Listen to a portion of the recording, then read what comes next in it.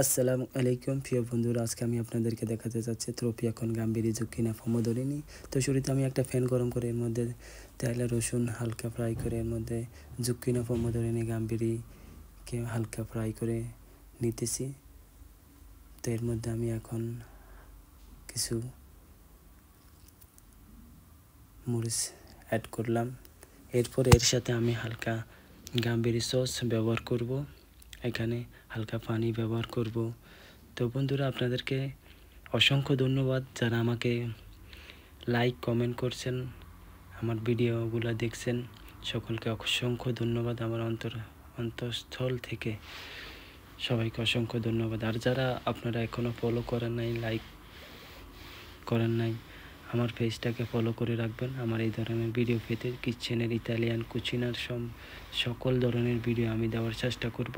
আর আপনাদের যদি কোনো ইতালিয়ান কিচেন সম্পর্কে কোনো কিছু জানার থাকে আমাকে নক করবেন। এই যে আমি পাস্তাটা অ্যাড করে দিলাম, এখন এটাকে ভালোভাবে ক্রিম করে নেব আমি।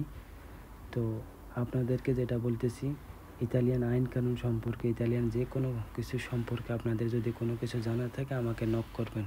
বিশেষ করে আপনাদের যদি কিচেন সম্পর্কে যে কোনো রেসিপি আপনাদের জানার আগ্রহ থাকে, জানার ইচ্ছে থাকে, তাইলে আমাকে নক করবেন, আমাকে বলবেন, আমাকে কমেন্ট করবেন।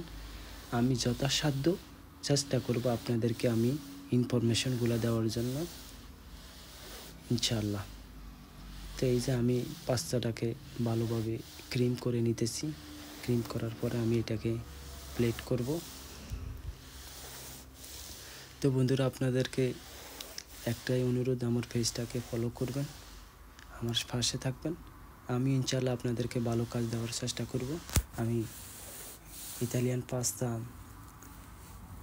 কীভাবে কিচেন করে, এরপরে মাছ কীভাবে কিচেন করে, মাছ, মাংস, ভেজিটেবলস, সালাদ কীভাবে তৈরি করে, আমি সকল ইনফরমেশনগুলো আপনাদেরকে দেওয়ার চেষ্টা করব। সকল ভিডিও আপনাদেরকে আমি উপহার দেওয়ার চেষ্টা করব। তো আপনারা সবাই আমার পাশে থাকবেন, ভালো থাকেন, সবাই আমার জন্য দোয়া করবেন। আমি আপনাদের সবার জন্য দোয়া করতেছি, ইনশাআল্লাহ।